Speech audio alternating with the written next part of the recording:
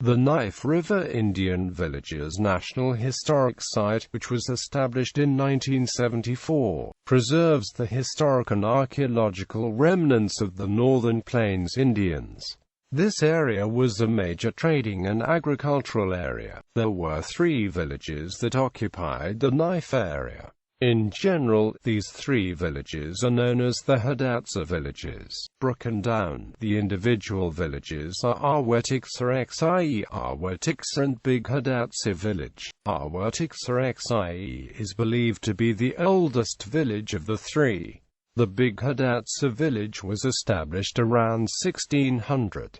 Geography. The Knife River Indian Villages National Historic Site is located in central North Dakota, where the Knife River joins the Missouri River. The village is located 1/2 mile north of Stanton, North Dakota, 1 hour northwest of Bismarck, North Dakota, and 1.5 hours southwest of Minot, North Dakota. The Knife River is a tributary to the Missouri River. Scenic sites such as Broad Plains, river bluffs and river bottom forests can all be seen along the 2 rivers. The national park borders both sides of the Knife River, which creates a forested peninsula along the length of the river. The Missouri River is also known as the Big Muddy due to its high sedimentation loads. The Missouri River drains approximately 1/6 of the United States, and its basin encompasses 529,350 square miles. During the pre-development period, the Missouri River represented one of North America's most diverse ecosystems. History. Village at the Knife River Indian Villages National Historical Site. There are the visible remains of earth lodge dwellings,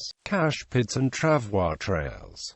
The remains of the earth lodge dwellings can be seen as large circular depressions in the ground. These dwellings were as large as 40 feet in diameter. Many were once large enough to house up to 20 families, a few horses, and dogs. The dwellings were constructed at ground level. As the dwellings were abandoned, the walls and roof collapsed and created the visible outer circular rim. Sakakawa lived among one of the villages of the Knife River. The presence of Sakakawa and her son on the expedition was extremely crucial to the safety of Lewis and Clark and the party. Other tribes encountered during the expedition did not feel threatened by the party. This is due to the fact that war parties did not allow women and children to accompany them. The Knife River villages served as an important major central trading and agricultural area. The Native Americans served as middlemen in the trading business, stretching from Minnesota to the Great Plains of the South to the Pacific West Coast.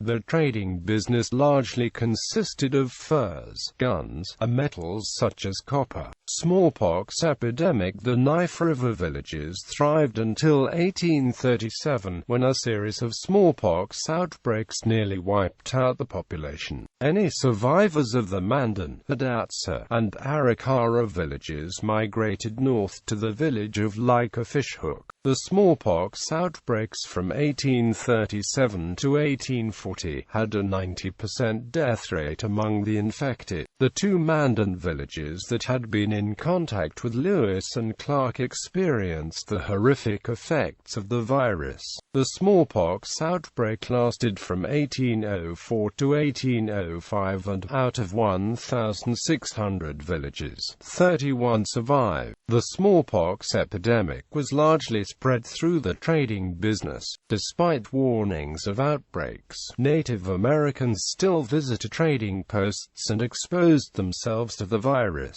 Once the infected Mandan villages were empty, neighboring villages would raid the village and carry back the virus via blankets, horses and household tools.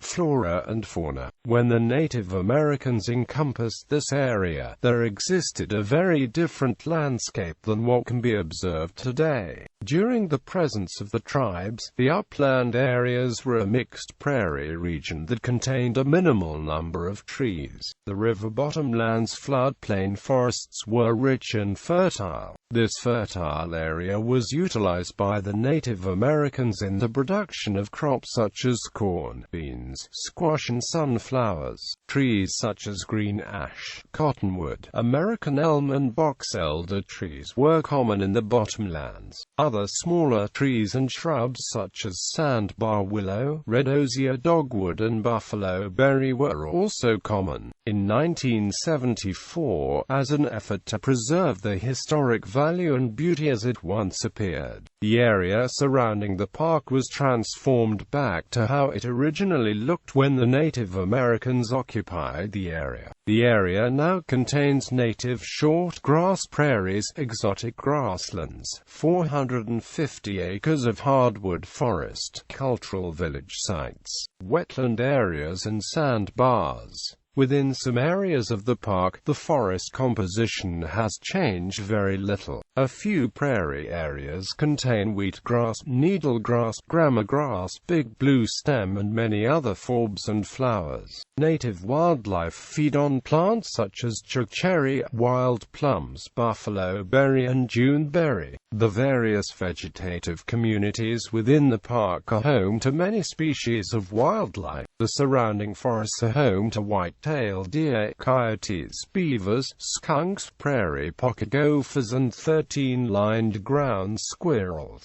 The park is also home to a large variety of birds. Game birds found here include turkeys, pheasants, Canada geese and mourning doves.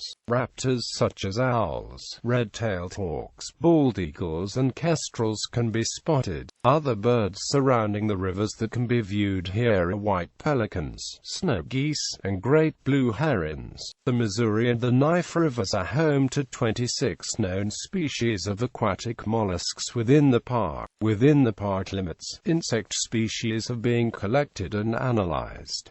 Over 200 different species of invertebrates have been identified. The most common order of insects found here include Coleoptera, Diptera, Hemiptera, Homoptera, and Hymenoptera. Many of these insects are crucial to the diet of park wildlife. As with everywhere else, the park struggles with the management of exotic invasive species. Exotic plants first appeared when Native Americans and Euro-Americans cleared the forests. Many exotic plants are introduced accidentally, but a few were planted deliberately. Exotic plant species include leafy spurge, Canada thistle and sweet clover. The park is currently conducting an inventory and monitoring program to gather information on the plant and animal species present within the park. For this information, the managers will be able to best decide how to manage and control the exotic invasive plants. Climate.